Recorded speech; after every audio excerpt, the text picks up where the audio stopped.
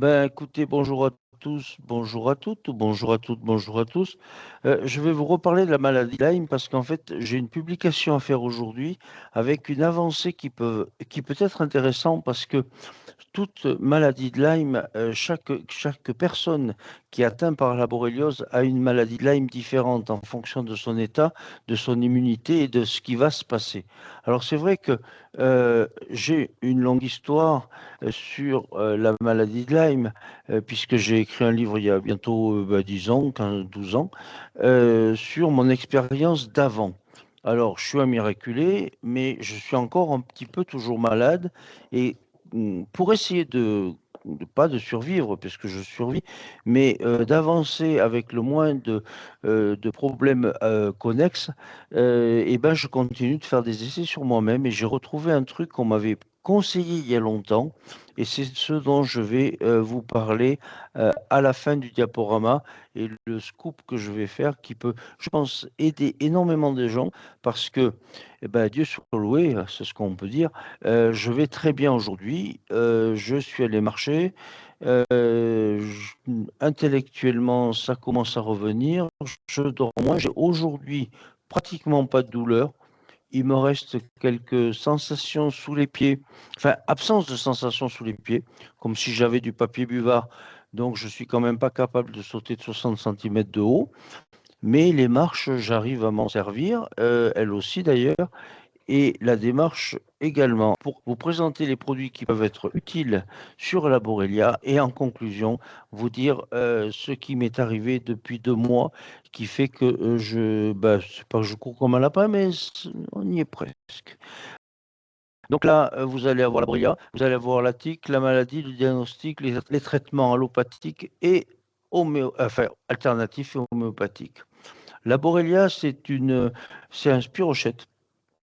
C'est un cousin à la syphilis, au tréponème, et en fait, il est transmis, comme toutes les zoonoses, par des tiques. Normalement, l'homme ne devrait pas être atteint par la Borrelia, au même titre qu'il n'aurait pas dû être atteint par la syphilis. C'est parce qu'en fait, la syphilis était un spirochète qui était plutôt inféodé au lama dans les Andes.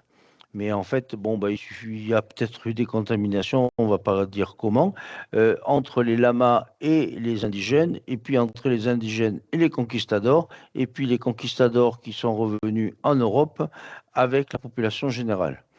Donc la syphilis s'est développée en Portugal, en Espagne, en France, en Italie. Alors tout le monde rejetait la faute sur les autres. C'est-à-dire que les Français disaient que c'était le mal espagnol, les Italiens disaient que c'était le mal français. Et à cette époque-là, on pensait que si on était malade et qu'on faisait l'amour avec quelqu'un du sexe opposé ou du même sexe, parce que déjà à cette époque, et ben en fait, on le refilait à l'autre, on l'avait plus. En fait, l'histoire a dit que c'était pas tout à fait vrai parce que si on fait le compte de toutes les personnes, même des, comment dire, des personnes très connues, François Ier et puis Berlioz, etc., on se rend compte que c'était un mal qui était un petit peu difficile à contrarier. Donc les spiroquettes, enfin, on peut dire de plusieurs façons, ce sont des bactéries qui sont flagellées sont des bactéries qui sont flagellées, donc elles sont habituées à courir très vite et en plus elles ont une capacité à se cacher au niveau des antigènes qu'elles ont parce qu'elles se modifient souvent et le corps qui n'est pas habitué à ce genre de travail arrive à ne pas les détecter ou alors elles vont plus vite que lui. Alors, les caractéristiques des spiroquettes, même donc, dont font partie les Borrelia, c'est elles sont anaérobies. Anaérobie, ça veut dire quoi? Ça veut dire que on ne peut pas les transmettre par la salive, on ne peut pas les transmettre par l'air, on ne peut pas les transmettre dans un wagon surchargé comme le Covid, on ne peut pas les transmettre autrement que par une relation stricte entre, par exemple, une relation sexuelle ou par l'intermédiaire d'un insecte comme la tique, le moustique, la puce, le typhus, etc., qui vont être transmis par l'intermédiaire d'insectes, par leurs glandes salivaires, et qui vont transmettre euh, parce qu'elles sont anaérobies. Dès qu'elles vont être au contact de l'air, l'oxygène les tue. Alors, c'est à la fois un avantage pour nous, parce que il suffit de se mettre un peu plus à l'air, mais c'est aussi un avantage pour elles, parce qu'à partir du moment où elles sont rentrées, ça va devenir un petit peu compliqué pour les évacuer. Elles sont à la fois fragiles, donc là vous avez un peu du vert, justement à cause de ce caractère qu'elles sont anaérobies, mais c'est un petit peu comme l'homme qui, par ses défauts, s'est multiplié. Hein, il y a longtemps, il y avait plus de lions que d'hommes, et maintenant, il y a plus d'hommes que de lions. Et cette fragilité a développé des capacités chez elle à se cacher, et en se cachant, euh, à ne pas être trouvées. Donc, elles sont fragiles. Et cette fragilité a permis de développer des capacités de camouflage qui vont faire qu'elles vont être euh, plus pathogènes et difficiles à détecter. Alors après, au niveau antigénique, justement, une des capacités à se cacher, c'est le côté antigénique. Imaginez, vous avez une Borrelia, elle rentre dans votre corps et elle a comme une espèce d'uniforme, elle aurait l'uniforme de l'armée russe. Alors, vos anticorps et puis vos globules blancs, ils cherchent des gens qui ont un uniforme de l'armée russe. Et dès qu'ils ont identifié l'armée russe, paf, elle passe à l'armée américaine. Alors, elle n'a pas les mêmes galons, elle n'a pas les mêmes trucs, un peu comme les avions. Voilà. Et au fait, ils n'arrivent pas à identifier les véritables caractères antigéniques parce que ça change, ça change, ça change. Alors après, quand le système immunitaire s'est mis en corrélation avec ce côté, on va dire, uniforme américain, et ben, elle se transforme en chinois. Alors là, ça devient plus difficile parce qu'en fait, entre-temps, ils sont beaucoup multipliés, les Chinois et les Borrélias aussi. Et à ce moment-là, euh, notre système anticorps-antigène est complètement en difficulté puisqu'il a une difficulté à faire des anticorps, il a une difficulté à informer les lymphocytes qui vont fabriquer des anticorps. Et justement, en plus de ça, ils changent. Et à la fin, ils ont réussi à capter les caractères antigénique du corps de la personne, et là, ils prennent un uniforme, si on est français, hein, de l'armée française. Alors là, ça devient difficile de tirer sur des soldats français si on est français. Et là, ça devient encore plus difficile à l'éradiquer. Donc, on se retrouve avec une problématique de modification de caractère antigénique et parce qu'elle est capable d'aller mettre sur sa capsule, sur l'extérieur de la bactérie, des caractères antigéniques de l'hôte qu'elle a. Et là, ça devient vraiment très difficile à l'identifier. Alors après, elle est rapide. Pourquoi elle est rapide? Imaginez un hors-bord. Vous savez, vous avez des trafiquants de drogue qui traversent la mer Méditerranée avec des bateaux qui vont très très vite. Elle a un flagelle, dans certains cas. Bon, il y a une cinquantaine de sortes de Borrelia en France. Alors, il y en a qui ont un flagelle, deux flagelles, trois flagelles, quatre flagelles, mais elles sont très, très rapides. Alors, c'est un petit peu comme les douaniers avec des grosses barges de l'ancien temps qui essayent de courir après des hors-bords. Eh ben, en fait, nos globules blancs, ils ont beaucoup de mal à rattraper des trucs qui sont plus rapides qu'eux.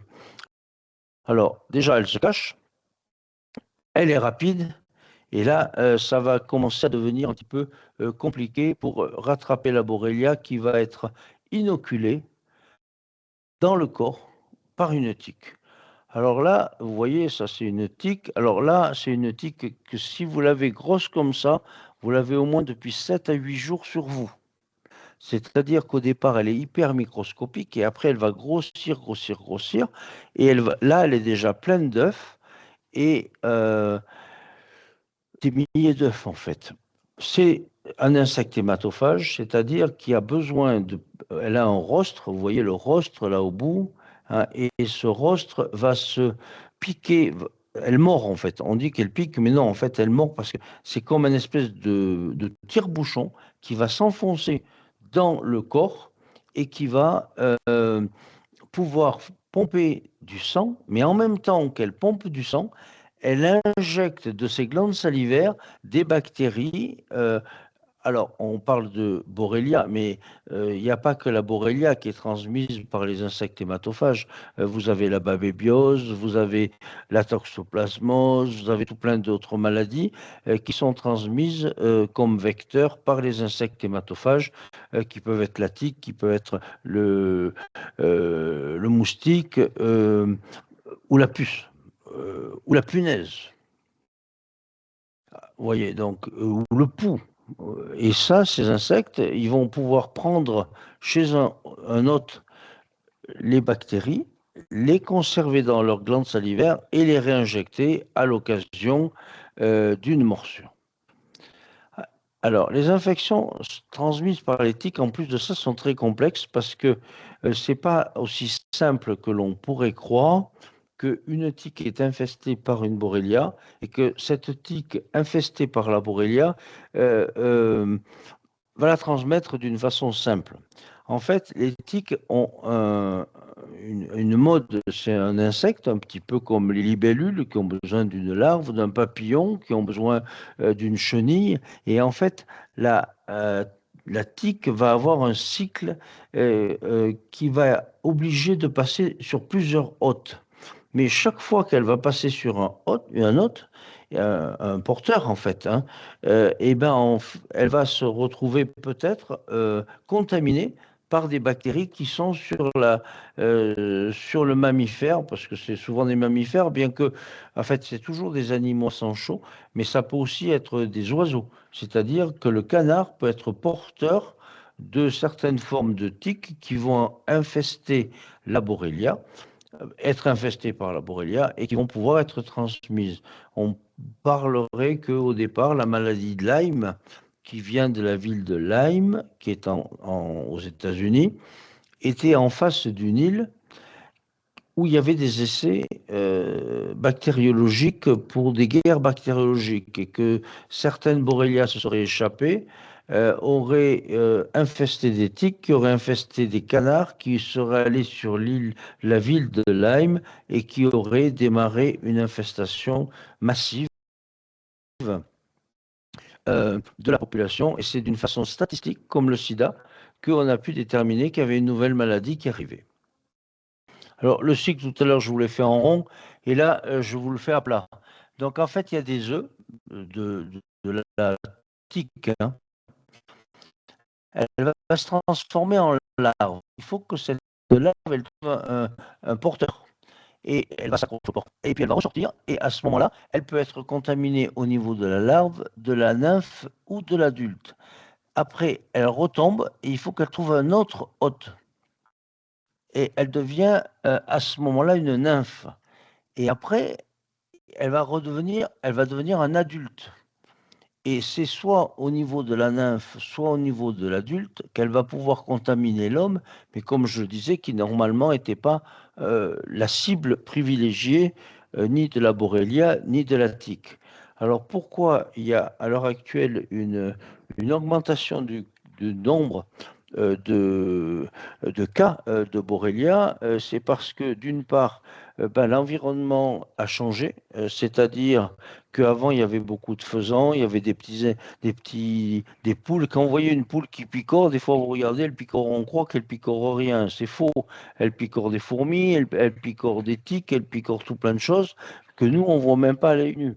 Par contre, s'il n'y a plus d'animaux, il n'y a plus de haies, il n'y a plus de bocage, il n'y a plus d'oiseaux qui vont manger les insectes avant qu'ils prolifèrent, à ce moment-là, à l'heure actuelle, on a des grandes forêts avec des sangliers, des cerfs, des biches, des daims et des gros animaux qui, eux, vont être beaucoup plus sensibles à la tique parce que la tique va pouvoir passer très simplement de la nymphe à la larve, de la larve à l'adulte en passant que par les gros animaux et en n'ayant plus de prédateurs, avec peut-être une modification de la capacité de la Borrelia à l'heure actuelle par l'absence de prédateurs naturels et peut-être par quelques expériences humaines à devenir de plus en plus pathogène. Donc, c'est un cycle complexe qui peut durer 15-20 ans. La tique, elle peut s'enquister dans des fougères, et puis elle attend les conditions climatiques intéressantes. C'est quoi les conditions climatiques intéressantes? C'est quand il a plu. C'est-à-dire, c'est au moment où vous allez aux champignons. Tant qu'il fait sec, elle ne bouge pas. Et après, elle a des capteurs infrarouges, elle se met à un endroit stratégique. Et quand un animal à un sang chaud va passer, elle va se laisser tomber, elle va s'agripper, elle va mettre le temps qu'il faut pour aller dans des zones un petit peu plus humides, un peu plus sympas, un peu plus, voilà, et pouvoir passer d'un stade à l'autre. Et au final, une fois fécondée, alors la femelle, elle est énorme, je ne sais pas si on voit là, euh, non, il n'y a pas la différence entre le mâle et la femelle, mais en fait, la femelle est énorme et le mâle, il est tout petit. C'est comme chez les humains. Et donc, je ne sais plus où j'en suis. Voilà, j'en suis là, j'arrive. Donc, une tique peut pondre des adultes, des milliers d'œufs.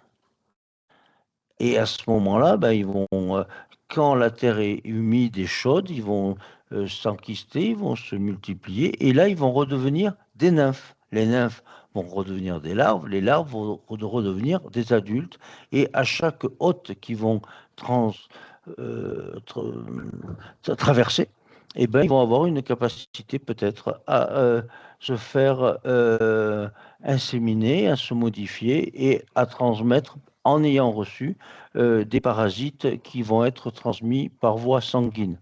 Donc là, sur la photo que vous voyez, vous avez les larves, elles sont tout petites. Les nymphes, eh ben, en fait, elles sont un peu plus grosses. Et après, là, vous avez un mâle et une femelle côte à côte. Mais bon, la femelle, elle est un peu grossie. On la voit mieux à droite parce que là, la femelle, c'est quand elle a ses œufs. Mais donc, vous voyez les tailles différentes. Et c'est pour ça qu'on peut déjà être contaminé par les nymphes qu'on ne voit pas. C'est-à-dire, quand vous allez voir une grosse tique sur votre chien, vous avez pu aussi être contaminé uniquement par une petite nymphe, une petite toune, toute petite, que vous ne voyez pas. Et je vais vous faire voir des photos où on en voit par exemple sur une paupière et on ne pourrait jamais imaginer que c'est une nymphe de tique qui est en train de nous transmettre par l'intermédiaire de son rostre des bactéries, puisqu'à la fois elle va pomper du sang, elle en a besoin, et par ses glandes salivaires, transmettre les bactéries, toutes les bactéries pathogènes qu'elle a pu collecter au moment de son cycle. Où on les attrape? En fait, on les attrape en forêt, au bord des lacs, là où il y a des herbes, quand la terre est chaude, qu'il y a de l'eau. Mais également, j'ai une de mes patientes qui a été contaminée. Alors, c'était une vieille dame, elle allait dans son jardin pour étendre son linge. Elle avait 10 mètres à faire. Et bien, en fait, elle a attrapé, en fait, c'est la tique qui l'a attrapé plutôt. Une tique qu'elle a mordu et lui a transmis une borrelia sévère, alors qu'elle sortait peu et qu'elle avait que 10 mètres à faire dans son jardin, entre sa maison et son étendage. Elle s'en est rendue compte parce qu'elle avait un gros érythème, elle est allée voir son médecin, mais elle a été tout à fait étonnée d'avoir pu contracter la maladie de Lyme, sachant qu'elle sortait pratiquement pas. J'ai une autre cliente qui sortait même encore moins, mais en fait, elle avait des chats. Et en fait, les chats, ils avaient l'habitude de dormir sur son lit. Et ben un jour, ben, elle a trouvé des tiques dans son lit, mais qui était venue tout seule puisqu'elle ne sortait même pas. Et en fait, les tiques étaient transportées par les chats les posaient dans son lit, et les tiques enfin, la mordaient, parce que le chat était vecteur de la tique, sachant que les tiques n'aiment pas trop les chats. Les chats sont, bien sûr, ils se font attraper, mais beaucoup moins que les chiens ou que des gros animaux. Ce qui n'empêche pas que quand la tique, elle trouve un endroit qui n'est pas sympa, eh ben, elle se relâche et elle essaye de trouver mieux. Alors, les animaux sauvages, tout ce qui est à sang chaud, hein, les animaux domestiques, les animaux d'élevage, les animaux sauvages, et alors il semblerait qu'il y ait des tiques qui soient spécialistes de certaines sortes de hérissons. Et il y a même des tiques qui sont spécialistes de certaines sortes de chauves-souris. Alors vous voyez la pauvre bête là, et ben en fait, elle en a au moins une vingtaine sur le coup. Même si elle a des piquants pour se protéger des renards, elle n'a pas de piquants pour se protéger des tiques. Et elle peut même pas se gratter, la pauvre, en plus. Euh, et on a trouvé des daims, des cerfs morts parce qu'ils avaient des centaines de tiques sur eux. Des centaines de tiques sur eux. Donc vous comprenez bien que à partir de... Alors nous, des fois, on attrape un tic par an, ou deux ou trois, ça dépend. Moi, je suis mycologue, je vais dans les bois, je me fais très souvent mordre, mais les bûcherons, les bergers ont quand même énormément de probabilités de se faire mordre et de trouver des tiques. Alors j'essaye de voir. Alors l'île, alors là vous avez une hypothèse. Alors après on va dire que je suis complotiste. Je dis pas que c'est vrai. Je dis que c'est une hypothèse qui peut sembler vraie parce que vous avez l'île de Rhode Island qui est à 30 kilomètres dans la mer de Lyme. Et c'est dans l'île de Rhode Island que l'armée américaine faisait des essais de guerre bactériologique. Entre autres, je ne sais pas si vous vous rappelez en 2002, quand il y a eu l'épisode des avions qui ont détruit qui ont détruit une partie à New York, là. En fait, à la suite de ça, dans les 15 ou 20 jours ou 30 jours, il y a des gens qui ont reçu des enveloppes avec du bastille, du charbon modifié, qui en sont morts. Ça s'est tout étouffé. À la fois Lyme, qui était découvert au niveau statistique, et des gens qui avaient reçu des enveloppes de charbon intoxiqués, mais il y a des facteurs qui sont morts. Il y a des députés qui sont morts, il y a des hommes politiques qui sont morts, et on ne nous a plus jamais parlé de qui c'est qui avait pu prendre, voler, euh, décaler des choses très graves qui pouvaient se passer pour d'autres essais. Ah bon, après, là, je parle des Américains, les Russes, ils font pas mieux, hein. Ils sont en train de réfléchir à mettre des bactéries dans des salles de cinéma et que quand vous sortez, vous avez une problématique. Je ne sais plus sur quelle bactérie ils travaillent. Et les Sud-Africains avaient travaillé à une époque pour essayer de trouver des bactéries qui pouvaient éventuellement tuer que les Noirs. Bon, l'esprit humain est quand même un peu tordu, mais après, souvent, d'être tordu, ça se retourne contre le tordu. Ou pas tout à fait lui. Ça, c'est une carte qui est un peu ancienne. En fait, vous aviez deux probabilités dans la vie. Soit vous étiez dans une zone où vous pouviez attraper la maladie de Lyme, soit vous étiez dans une zone où vous pouviez attraper le palu ou le chikungunya. Bon, après maintenant, comme tout le monde voyage, vous pouvez faire la double peine, vous pouvez avoir le palu et la borrelia. Ça existe. Après, on verra que dans les traitements contre le palu, l'artémisine, le traitement contre la maladie de Lyme et le traitement contre le Covid peuvent être des traitements assez homogènes et que, en fait, si on augmente les défenses immunitaires et si on lutte efficacement contre les entrées et contre les crises, on peut peut-être avancer. Cette carte aussi est un peu parce que quand vous regardez, on voyait par exemple qu'il n'y avait pas de maladie de Lyme en Galice et au Portugal. Non, c'est qu'il n'y avait pas de vigilance sanitaire sur certains endroits. Et par contre, bon, on voit qu'il y en avait quand même en France. Mais si dans les années 70, on regardait la carte, on voyait qu'en Allemagne, il y en avait assez peu. Alors que quand on a fait dans les années 95 une recherche, et ben en fait c'est un petit peu comme Tchernobyl, la tique n'avait pas traversé le Rhin parce qu'en fait en, en Allemagne il y avait une personne sur 20 qui était touchée et nous c'était une personne sur 1000 qui était touchée. C'était un problème de test et puis d'efficacité et peut-être de vigilance et d'honnêteté. L'infestation. Vous faites mordre. Après, il y a trois solutions. Soit la tique n'est pas infestée, il ne se passe rien. Vous la trouvez pas, c'est pas grave. Soit la tique est infestée, elle vous mord, elle vous injecte des borrélias, mais vous êtes plus fort qu'elle. Donc, vous n'allez pas développer d'érythème parce que vos défenses vont anticiper, peut-être parce que vous avez déjà été en contact avec, elle va passer du temps. vos défenses vont l'identifier de suite et la tuer avant qu'elle rentre. Et la troisième solution, eh ben, en fait, malheureusement, la Borrelia, elle va rentrer, mais dans un premier temps au niveau de la peau. Et vous voyez ces zones, ça s'appelle un érythème circiné. Circiné, ça veut dire que c'est rond. Un érythème, on voit bien qu'il y a une réaction. Et ça peut être tout petit au début, mais ça peut prendre une dizaine de centimètres comme une cible de fléchette, hein, assez grand. Et cette cible va objectiver le fait qu'il y a une bataille au niveau des lymphocytes. Là, on n'est pas encore sur des réactions antigènes-anticorps. On a une bataille avec l'immunité cellulaire entre la Borrelia et notre corps.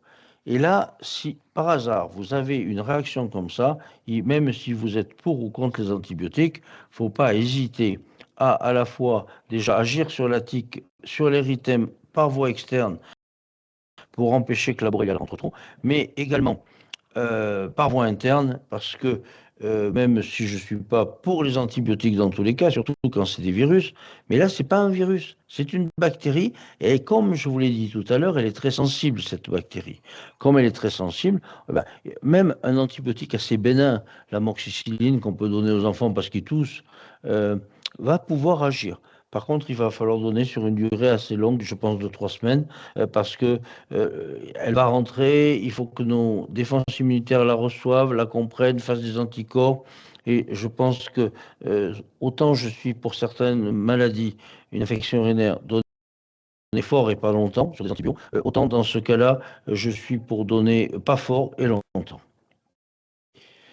Pour la borréliose, chaque personne qui a une maladie de Lyme va avoir une maladie différente. Alors, ce qui va objectiver une maladie, c'est souvent que c'est une maladie erratique. C'est-à-dire qu'un jour, vous avez mal à une jambe, un autre jour à l'autre jambe, un jour, vous avez mal au pied, un jour, vous avez mal à la tête, et vous avez 3 stades.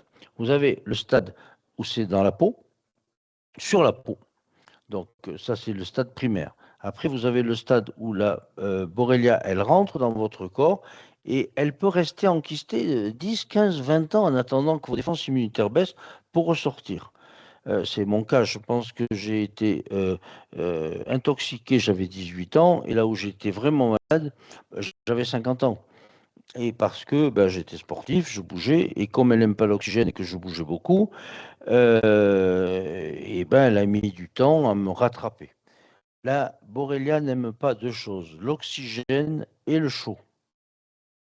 Si vous avez une crise, il ne faut pas rester chez vous. Il faut aller marcher, il faut respirer. Et pourquoi? Parce qu'en fait, quand vous avez votre circulation qui fonctionne, vos globules blancs, ils vont être plus rapides que d'habitude à rien faire. Et surtout au niveau lymphatique. Donc, plus vous allez marcher, plus vos globules blancs vont se promener, et plus ils vont trouver les Borrelia, et plus ils vont les éliminer.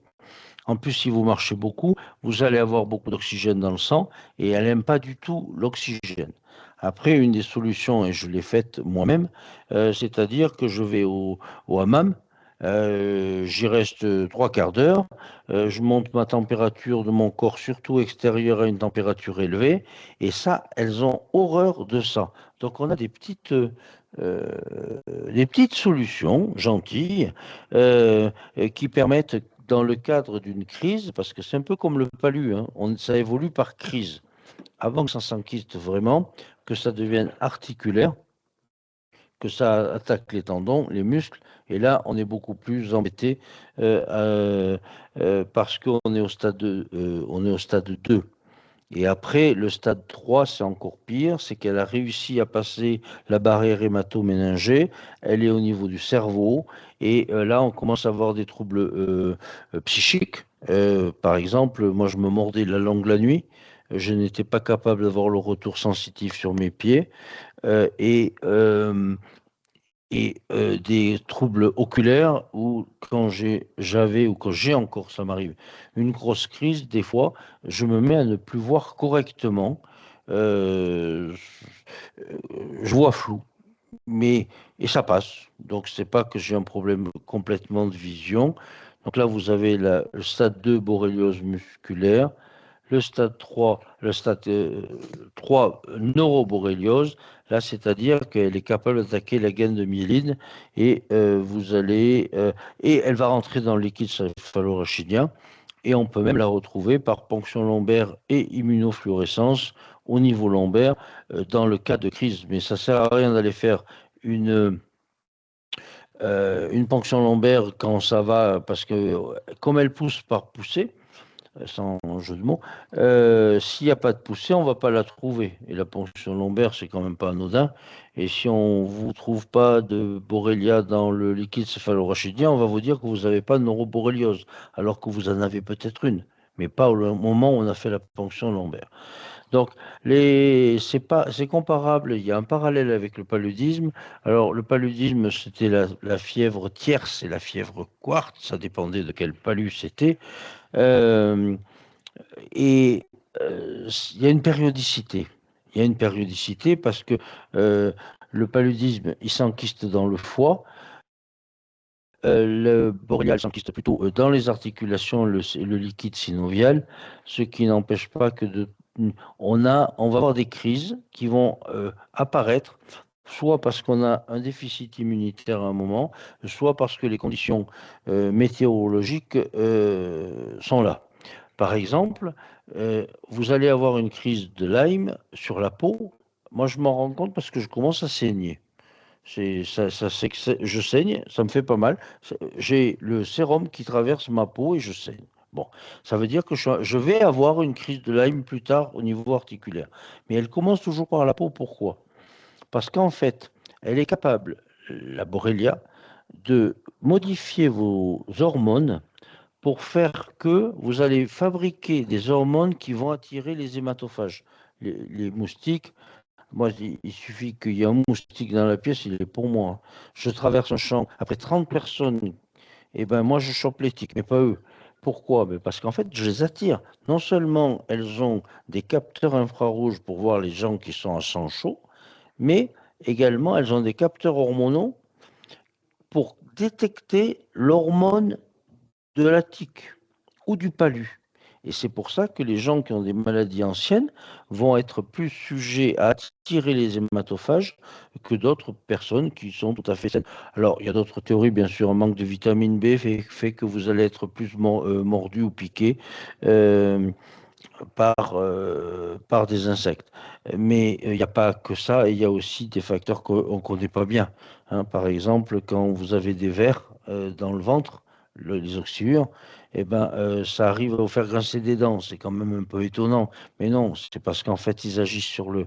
Ils envoient des messages chimiques au cerveau pour lui dire, ben, par exemple, si c'est un ténia, bois du lait, parce que le ténia, il aime beaucoup le lait. Ou des signaux par gratte-toi les fesses, parce que quand ils font des œufs, il faut bien que quelque chose aille chercher les œufs. Et avec des perturbations dans le cas des parasites intestinaux qui peuvent être également neurologiques. J'ai parlé de zoonoses, j'ai même écrit un livre entier sur les zoonoses qui s'appelle Les zoonoses de la peste au Covid. Je vous engage à le voir aussi, éventuellement à l'acheter, parce que c'est un livre qui est très intéressant, qui explique que l'homme est quand même un mammifère, quoi qu'il pense qu'il ne l'est pas toujours, ou peut-être on peut penser qu'il est de moins en moins. Et, euh, et en fait, la plupart des maladies vont être transmises en corrélation avec des animaux. Par exemple, la babébiose, ça va être le bœuf. La borréliose, c'est un petit peu les animaux sauvages. J'ai amené mon livre sur Saint-Roch, Histoire des zoonoses de la peste au Covid. Voilà. Il va y avoir chaque fois un transmetteur qui va être plutôt inféodé à une espèce animale. Mais après, bon, il y a eu l'histoire du pangolin, il y a eu l'histoire pour le SRAS, c'était des chauves-souris. Il y a très souvent à la fois une évolution, c'est-à-dire que par exemple la peste, c'était plutôt le rat noir. Après, il y a eu la brucellose, c'était plutôt le mouton. La tuberculose bovine, c'était le bœuf. La rage, c'était les animaux sauvages, dont le chien. Et chaque fois, il y a une inféodation et une relation entre l'animal hôte, la bactérie et au final l'homme qui attrape les qui est un hôte normalement pas final, mais qui, en tant que mammifère, va pouvoir être sensible à chaque étape du développement. Donc, ah oui, j'oublie aussi les animaux domestiques, hein, la leptospirose chez le chien et le chat. La maladie de la griffe de chat, c'est assez peu connu, mais en fait, ça peut être très embêtant. Il y a aussi des maladies transmises par les oiseaux, comme la psittacose, qui a été définie par des gens qui avaient des perroquets. La toxoplasmose la toxoplasmose beaucoup par le chat, mais par d'autres animaux aussi, hein. La babébiose par la vache, la brucellose par la brebis, la mononucléose c'est pareil, mais en fait là c'est entre nous ça. La mononucléose, il y en a pas, il y a les autres mammifères l'attrapent pas bien, mais c'est la maladie du baiser, on attrape ça entre 13 et 18 ans et c'est transmis de mammifère humain à mammifère humain par un contact, par un baiser suffit. Alors après, les diagnostics. Là, on est au stade diagnostic. Il y a Richard Horowitz qui avait fait un diagnostic qu'on va qualifier de statistique. Il y avait une quarantaine de questions. Vous répondiez aux questions. Il y avait un gradient de questions. Et si vous aviez un score supérieur à quelque chose, à ce moment-là, vous aviez une grande probabilité d'avoir la maladie de Lyme. Parce que les tests sanguins ne sont pas toujours... ça s'est amélioré, hein. Depuis 2010, où j'ai été un peu sauvé de cette maladie, et 2025, en 15 ans, les pouvoirs publics en France, à un moment, il valait mieux être soigné par les vétérinaires que par les laboratoires d'analyse, parce que en Suisse ou en Allemagne, ils arrivaient à diagnostiquer une trentaine de souches de Borrelia. En France, on était à 6, mais les laboratoires vétérinaires étaient à l'époque beaucoup plus pointus sur la recherche par l'intermédiaire de tests qu'on va appeler LISA pour le premier test ou des tests un peu plus complets qui vont être des tests génétiques. Euh, Ça a évolué et à l'heure actuelle, on trouve assez peu de feux positifs et assez peu de faux négatifs. Par contre, si le laboratoire il va vous dire vous avez une maladie de Lyme avec un Western blot, il y a 99% de chances que vous avez un Western blot positif, donc vous avez la maladie de Lyme. Parce que là, il n'y a pas trop. Voilà. Alors, Horowitz, il a fait des émules, hein. Il y a d'autres formulaires. euh, Peut-être plus précis, mais il a eu, comment dire, le courage aussi, hein, parce qu'il fallait quand même arriver à dire que c'était une maladie qui existait, alors que la plupart du corps médical disait qu'il n'était pas. Il y a eu euh, il y a eu quelques pionniers à la fois dans la recherche statistique de la maladie de Lyme et également dans les possibilités alternative de soins de la maladie de Lyme.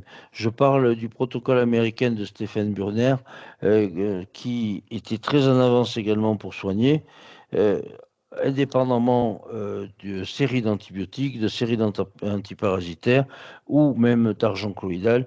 Et donc, lui, il avait fait la promotion d'une plante qui est la renouée du Japon, parce qu'il avait fait une corrélation entre le taux de métaux lourds qu'on a dans le corps et la capacité qu'on attrape la Borrelia. Donc, plus vous avez de métaux lourds dans le corps, plus vous avez une chance, une malchance d'attraper la Borrelia. Comme la renouée du Japon, elle enlève les métaux lourds, et bien si on enlève les métaux lourds, si vous êtes malade, ben, elle va moins avoir à manger quelque part. Et si vous n'êtes pas malade, vous avez moins de chances de l'attraper. Donc là, j'ai mis tous les trucs d'Horowitz.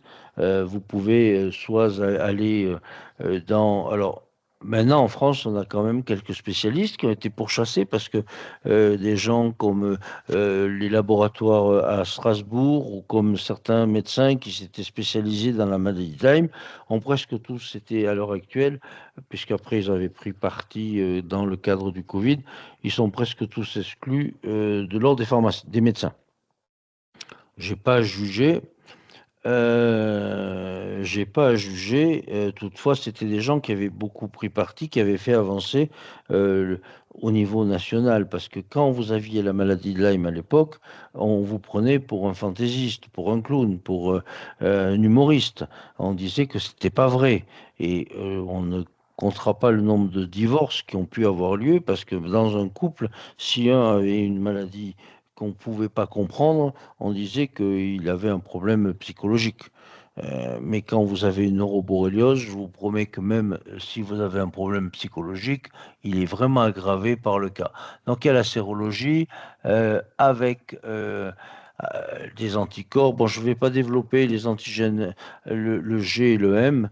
Si vous avez des antigènes de classe M, ça veut dire qu'elle est en cours. De classe G, ça veut dire qu'elle est ancienne. Et il y a toujours une corrélation. Dans un premier temps, les IgM montent.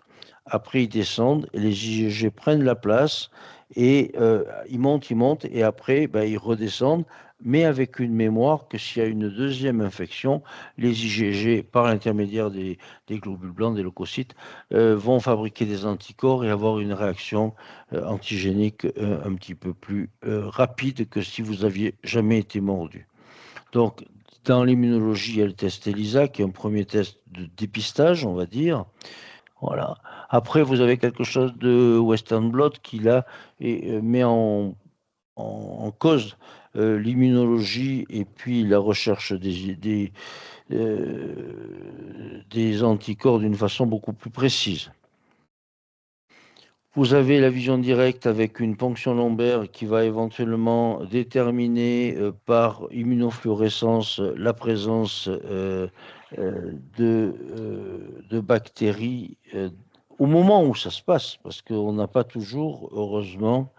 Alors après, il y avait des spécialistes, ce PowerPoint est un peu ancien, euh, de spécialistes en Allemagne, parce que moi je suis allé me faire soigner en Suisse, ils m'ont un petit peu sauvé, beaucoup. Par contre, c'était un peu lourd en 2010, hein. J'ai eu 6 mois d'antibiotiques, 6 mois d'argent colloïdal à forte dose. Ça n'empêche pas que je fonctionne à peu près, sauf pendant mes crises. Et donc ça, c'était un spécialiste dont je faisais la promo. Après, je la faisais parce que le rapport qualité-prix, quand même, il faut penser qu'indépendamment, vous allez passer une dizaine de jours là-bas. Je ne sais pas comment on fait pour aller en arrière, mais c'est pas grave. Attendez, hop, je vais essayer. Voilà. Mais c'est la clinique. Le problème, indépendamment du logement, vous aviez à peu près 1 000 € de soins et 2 000 € de traitement. Donc après, il y a quand même un rapport qualité-prix où en France, on a les moyens à l'heure actuelle de trouver des alternatives qui ne vont pas vous faire dépenser autant d'argent que ça. Voilà. Alors après, la prévention, ben, l'important, c'est de ne pas se faire mordre. La prévention, c'est se couvrir les bras, les jambes, le cou et avoir un chapeau, parce que souvent, ça tombe du ciel. Éventuellement, mettre sur vos bras, vos pantalons, vos habits, votre chapeau, un répulsif et pas aller en maillot de bain dans les fougères au bord du lac quand il vient de pleuvoir. Alors après, ben, les traitements, si vous n'avez pas été suffisamment vigilant. Alors l'autre vigilance en préventif, c'est quand vous rentrez à la maison, ben, il faut prendre une douche, mais vraiment de A à Z, hein, et il faut utiliser du savon et pas des gels douche. Parce que le savon a un effet nettoyeur décapant et la tique, elle n'aime pas le savon. Par contre, s'il y a un protecteur gras, comme dans un gel douche, qui a plus de gras que d'agents moussants, à ce moment-là, ça va protéger la tique et elle va pas se sentir agressée, elle va pas tomber. Voilà. Après une petite inspection totale, parce que la tique, elle va mettre des fois 2 jours. Vous allez l'attraper sur le mollet ou sur les cheveux, et ce qu'elle aime bien, c'est les zones humides.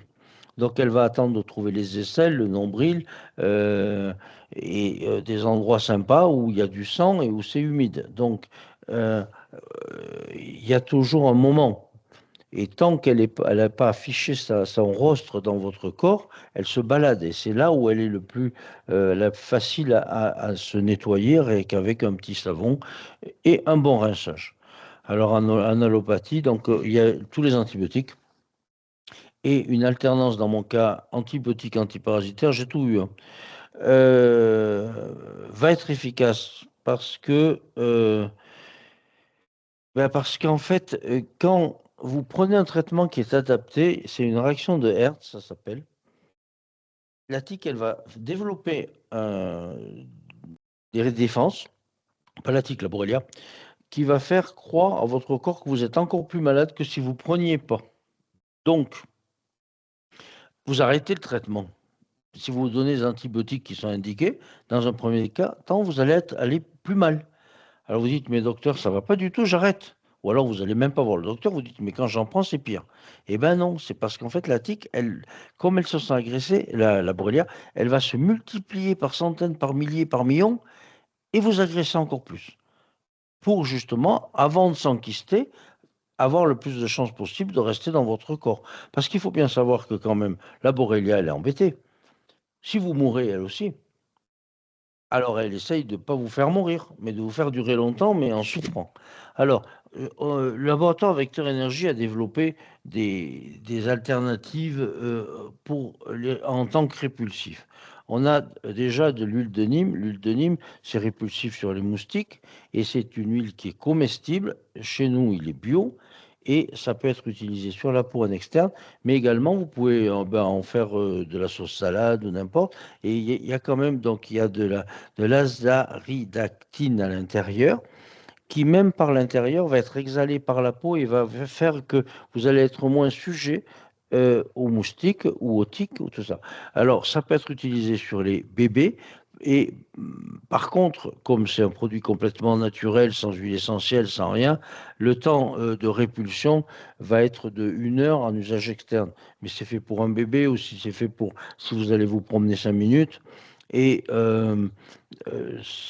l'avantage, c'est que c'est bio, c'est pas toxique et c'est utilisé en Inde pour les massages de bébés, etc. Pour toutes les raisons dont je parle.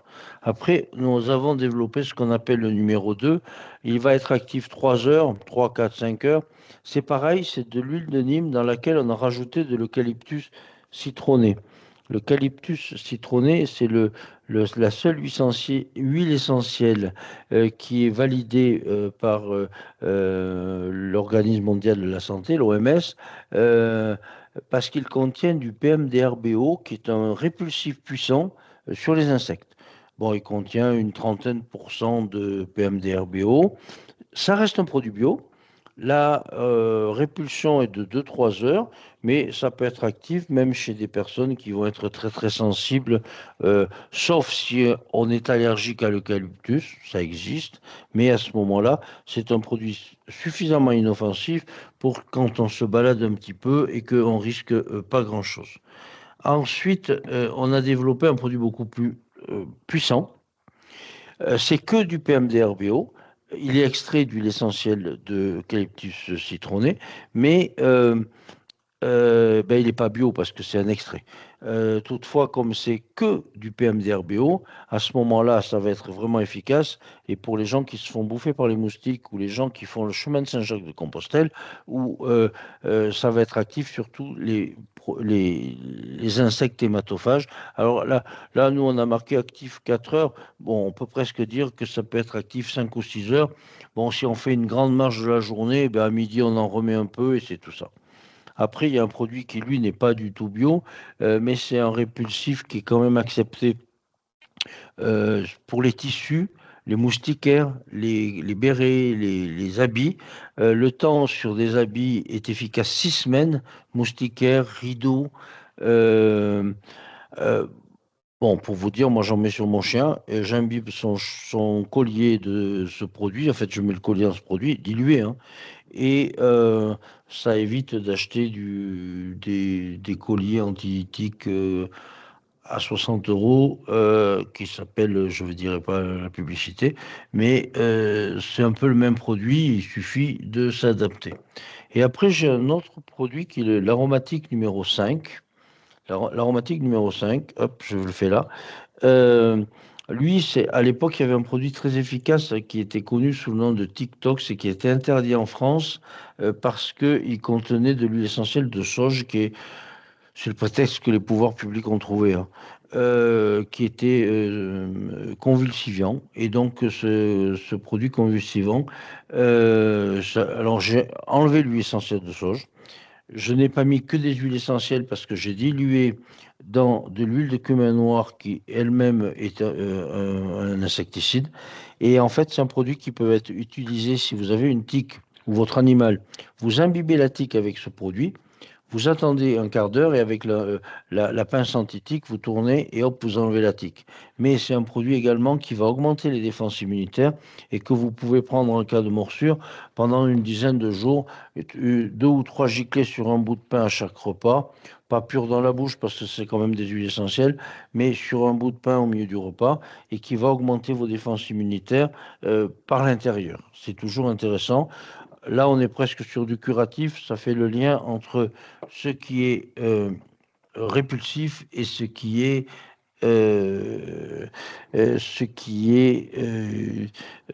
déjà des traitements alternatifs autres que les antibiotiques. Voilà, donc là, ben, ça vous raconte ce que je viens de vous raconter. Ah, voilà. Le 2, j'en ai parlé.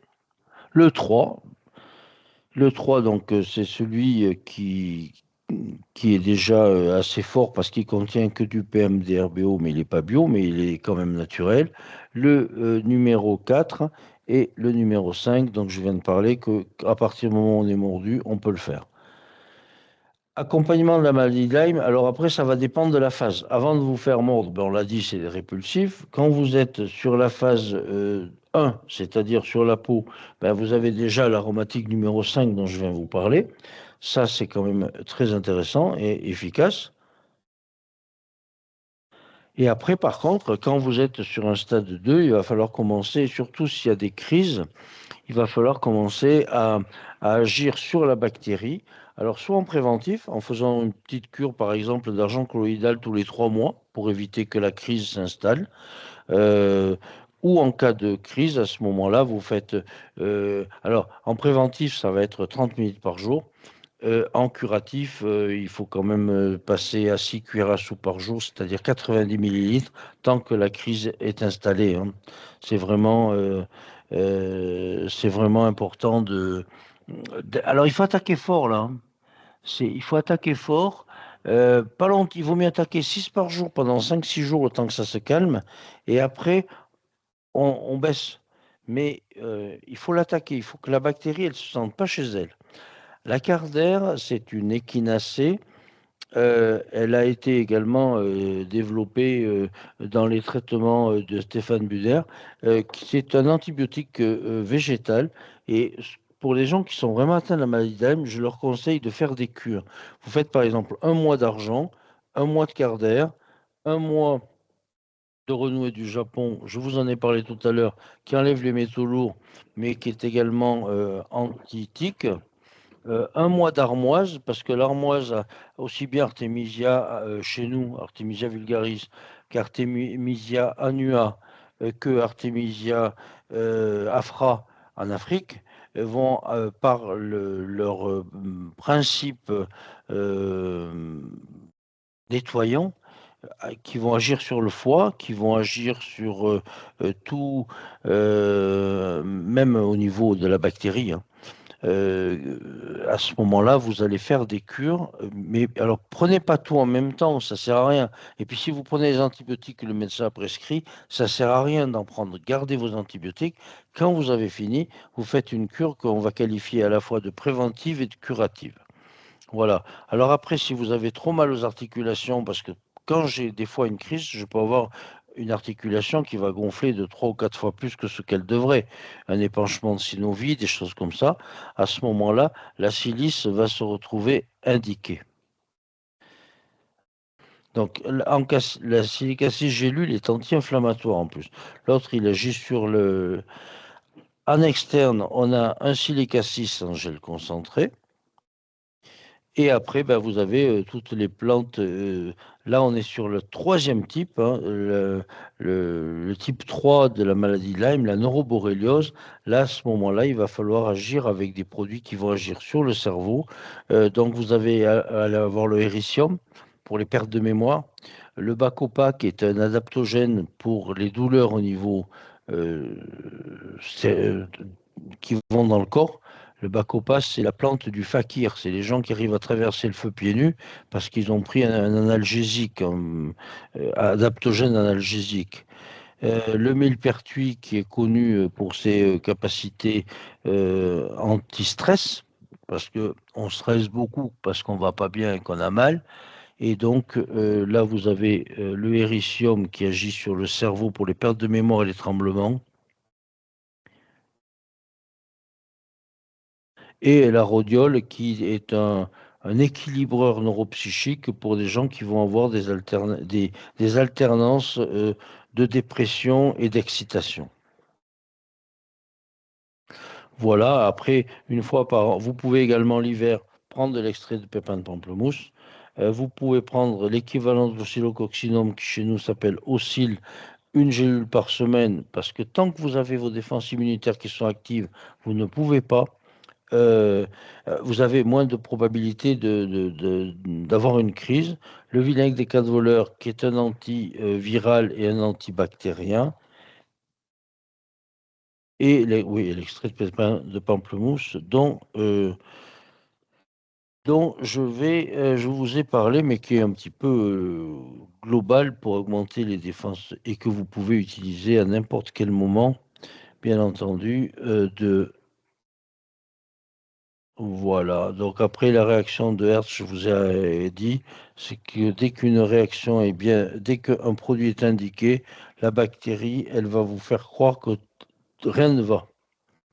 On a des recherches actuelles sur des bactériophages, c'est-à-dire qu'on est en train. Alors c'est dommage parce que c'était en Ukraine et en Géorgie qu'ils étaient les plus en avance au monde. La France avait un peu lâché le truc alors que les idées de bactériophages étaient parties de France. Mais la problématique, c'est que ça s'est arrêté puisque c'était plutôt les pays de l'Est qui étaient en train de faire des travaux sur les bactériophages. On arrive à tuer les Escherichia coli en leur envoyant des bactériophages spécifiques, mais on n'en est pas encore arrivé à trouver des bactériophages qui vont tuer les Borrelia.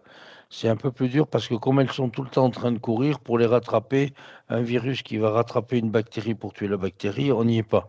On est un peu sur la guerre des satellites là, mais on va peut-être y arriver. Et donc en conclusion, je vais vous dire pourquoi je vais très bien en ce moment. Euh, C'est parce que j'ai trouvé un remède homéopathique qui me convient parfaitement, sachant que quand j'avais été soigné par le médecin homéopathe en Suisse, il m'avait donné un truc, c'était la tuberculine de tortue. Alors j'en avais trouvé, ça existe, parce que en fait toutes ces maladies, la tuberculose, la gale, la syphilis, ont été décrites par Hahnemann il y a très très longtemps et elles se rapprochent les unes des autres. Alors dans la tuberculine, on en a plusieurs sortes. On a la tuberculine humaine, TK, on a ce qui correspondait à la QT, Tuberculinum residuum, ce qui restait. On a le tuberculinum bovis, celle de la vache, et il y a même la tuberculine de tortue. Moi, elle m'avait quand même un peu fatigué, la tuberculine de tortue. Je veux dire par là que j'avais une réaction terrible où j'étais très très mal.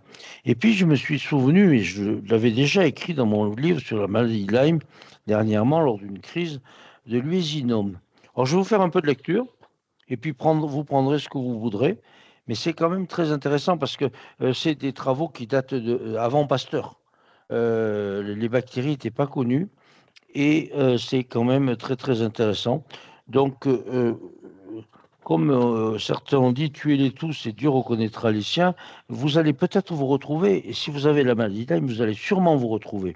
Alors par contre, l'uésinome, c'est un extrait de syphilis non traité.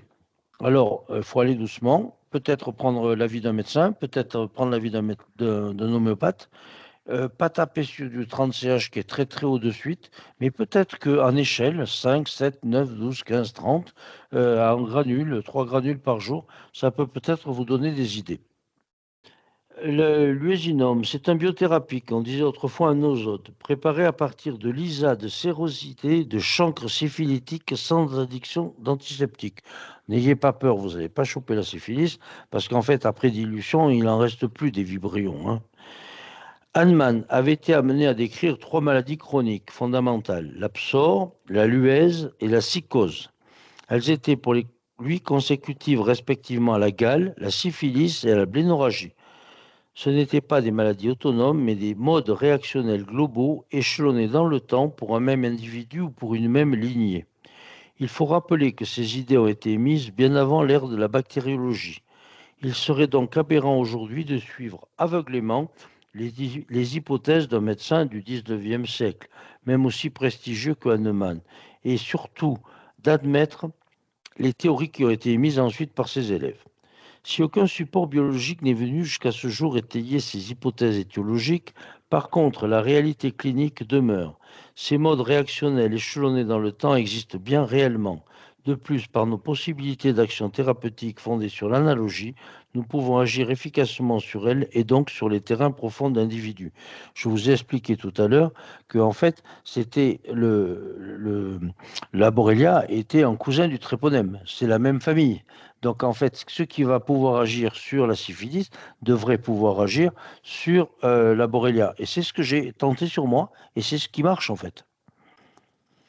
Nous conserverons donc ces thèmes apparemment désuets et démodés de psore, luèse et psychose. Nous décrirons le mode réactionnel psorique en étudiant sulfure, le mode réactionnel psychotique en étudiant thuya. Nous allons décrire le mode réactionnel uétique à propos de l'uésinome par une question de sémantique, mais indépendamment de toute arrière-pensée bactériologique. Là, l'auteur de ce livre, qui était médecin, il se cache un peu derrière son rideau. Mais bon, c'est quand même intéressant. La luèse est un mode réactionnel chronique, caractérisé localement chez un même individu par la succession physiologique suivante. Irritation, irritation c'est le stade 1, ulcération, c'est le stade 2, et sclérose, c'est le stade 3. Elle agit électivement sur le tissu lympho-ganglionnaire où elle provoque des tuméfactions d'une dureté de pierre. C'est-à-dire très souvent, quand vous avez une maladie de Lyme, vous allez avoir des ganglions très durs ou des problèmes lymphatiques. Sur le tissu osseux, où elle crée des exostoses. J'ai une grosse exostose, moi, juste sur le sternum. Sur les tissus élastiques, ligaments, conjonctifs, qu'elle ulcère ou qu'elle détend. C'est-à-dire épanchement de synovie, gonflement des chevilles, maux de gonflement par rétention d'eau, etc. Et sur la peau et les muqueuses, sclérodermie, ichtyose, fissure, crevasse, ulcération indurée, lésions en jonction cutanéo-muqueuse, leucoplasie. Quand je commence à avoir une crise, je saigne. J'y suis dedans. Héréditairement, elle engendre des dystrophies, des asymétries, des hyperlaxités ligamentaires. Ce n'est pas mon cas. Physiquement, possibilité d'arriération mentale. C'est mon cas. Ou au contraire, d'intelligence vive avec perversité sous-jacente. C'est aussi mon cas. Les manifestations fonctionnelles ou subjectives ont une aggravation nocturne du coucher au lever du soleil. C'est mon cas. Je vais plus mal la nuit que le jour. Tant que je bouge, je vais bien. Enfin, presque. Tous ces symptômes peuvent se rencontrer après des accidents tréponémiques, mais d'autres étiologies sont possibles, notamment l'alcoolisme. Quand j'ai une grosse crise, j'ai envie d'alcool. C'est vrai. Le type sensible est le sujet faible, l'enfant d'aspect vieux et ridé, ayant des difficultés pour les mathématiques. C'est pas mon cas. L'humeur est changeante, il passe facilement du rire aux larmes. C'est mon cas. Il est moralement déprimé, désespéré. Ça m'arrive. Il a peur de ne pas guérir. Ça, c'est sûr. Peur de devenir fou. Ça, c'est vrai. Peur de la nuit. Oui. Égoïste. Ouais, même ça peut aller jusqu'au narcissisme. Indifférent à tout ce qui ne le concerne pas. Ça, c'est pas tout à fait mon cas. Toutefois, aggravation. La nuit, du coucher au lever du soleil, au bord de la mer, à la montagne. Désir impérieux d'alcool. Douleur nocturne du coucher au lever du soleil. Douleur linéaire, persistante et profonde, qu'elle soit osseuse ou nerveuse. Douleur dans les os longs, surtout au tibia. C'est mon cas. Impossibilité de concentrer ses pensées ou de fixer son attention. Ça m'arrive. Peur de la nuit. Peur de la contagion. Besoin de se laver fréquemment les mains. C'est vrai. Principale indication clinique. Alors, il ne parle pas de la Borrelia parce que ce livre, il était avant que Lyme soit décrit vraiment. Mais en fait, on se retrouve vraiment dans la même étiologie entre l'uésinome, la syphilis et la Borrelia. Voilà un petit peu tout ce dont je voulais vous parler en conclusion, en vous disant courage, que si vous avez une maladie de Lyme, vous êtes un individu, que votre maladie de Lyme, elle est individuelle, que personne ne pourra vous comprendre à part vous-même.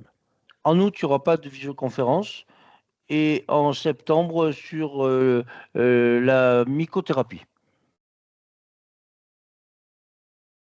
Merci à tous, merci à toutes.